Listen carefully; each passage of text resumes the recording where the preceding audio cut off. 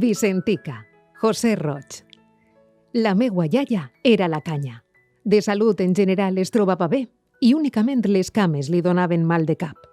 Desgraciadament no hi havia pogut anar a escola i va haver de posar-se a treballar de molt joveneta en una parada de triperia al mercat de Sant Pere Nolasco en el barri de Morvedre, junt al carrer Sagunt, on vivia la família, en una planta baixa des de fa molts anys. Encara i tot, havia après a llegir i a escriure i les 4 regles bàsiques per a defensar-se. M'havia explicat que li agradava ballar i disfressar-se en les festes del barri, llegir tebeos i anar al poble dels seus avantpassats a principis de setembre per a les festes patronals. Però per damunt de tot, li agradava el contacte amb la gent i encara per damunt d'això li tornava boja passejar i conèixer la seva ciutat.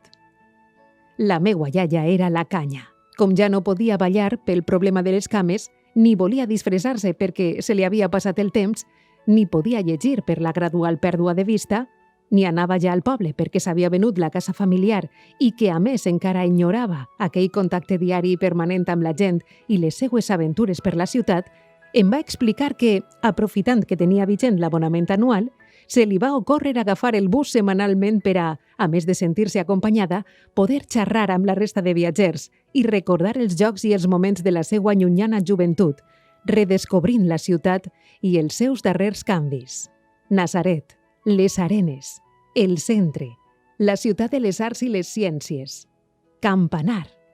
És a dir, fer un viatge periòdicament, un viatge en el temps pels barris de la seva perduda i recordada infància i els de nova creació. Així doncs, el primer dia, decidida i abillada amb la roba còmoda i lleugera, va iniciar el seu peregrinatge i va pujar a l'11, amb destinació el barri de Natzaret, on de menuda anava de tant en tant en el tramvia número 4 a la platja de Mar Azul a passar el dia amb els seus pares i la seva germana. Després de fer el pertinent transbordament al 32, va seure al seient reservat per als majors i va començar, molt il·lusionada, a explicar-li on anava a la dona que estava asseguda davant d'ella. Recordava com, sota el refrescant canyís, preparaven molt acuradament el menjar portat de casa en carmanyoles redones i metàl·liques que, quasi sempre, estava compost d'una bona truita de creïlla, ensalada russa i magra amb tomaca. Tot molt ben disposat sobre les estovalles i quadradets blancs i rojos en aquelles tauletes i cadires de fusta llogades per a l'ocasió.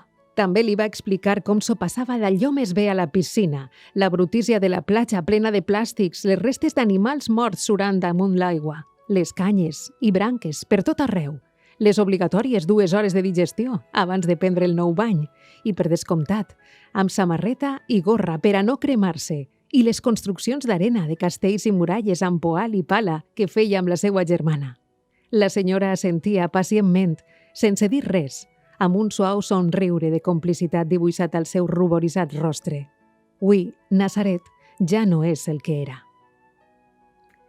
El barri de Campanar, on feia molts anys vivia una bona amiga, va ser la seva segona destinació.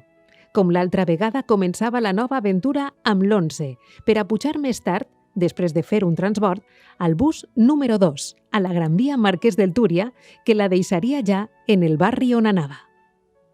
Durant el trajecte i completament absorta mirant per la finestra com estava, recordava, satisfeta i despreocupada, la quadrada i esplèndida plaça de l'Església, centre neuràlgic i cor vivent del poble on, ja en aquells temps tan llunyans, entrava el 61, que començava el seu itinerari a les covetes del mercat i després de passar per davall de les torres de quart, enfilava cap a on tenia el final del recorregut i on baixava per a visitar a la seva amiga i passejar amb ella pels estrets carrers adoquinats del poble.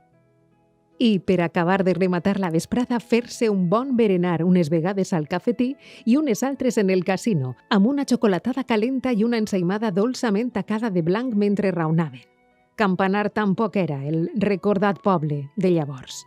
El centre històric es veia ara aïllat i indefens, envoltat per un fum d'edificis nous, crescut amb el boom de la bombolla immobiliària, monstre que afortunadament no havia pogut devorar la trama històrica del vell poble, fet que sí que havia propiciat la supressió de l'entrada de l'autobús fins a l'emblemàtica plaça.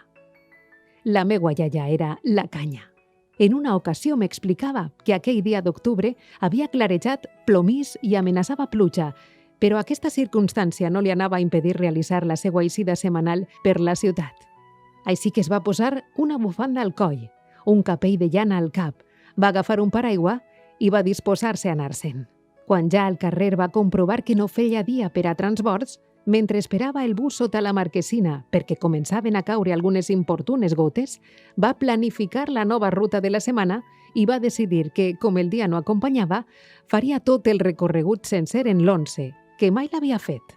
Ja còmodament asseguda al reservat seient verd, va parar atenció al que passava per la finestra, deixant volar records, imaginació, mentre pel davant dels seus ulls vius i curiosos desfilaven per diferents carrers edificis emblemàtics, gent de tot tipus amb presa innecessària, museus i esglésies antigues, aparadors decorats amb un gust exquisit, tendes velles i botigues de tota la vida, xiquets agafats de la mà del iaio o la iaia de camí cap a l'escola i tota classe de vida que actualment es desenvolupava en la meua benvolguda ciutat de València. La meua iaia era la canya. A finals de febrer, amb una mirada fixa i intensa darrere de les seues ulleres de vista cansada, em va dir que ja no podia fer les eixides setmanals, que es trobava molt cansada i tot just volia que estar sola, en sa casa. La meua iaia va ser la canya. Avui era jo la que, recordant-la, i amb un trist somriure, el cor batejant-me al pit i afligida amb l'absència, anava de camí al bus a portar-li unes flors al cementeri. Vicentica, la meua iaia, va ser la canya.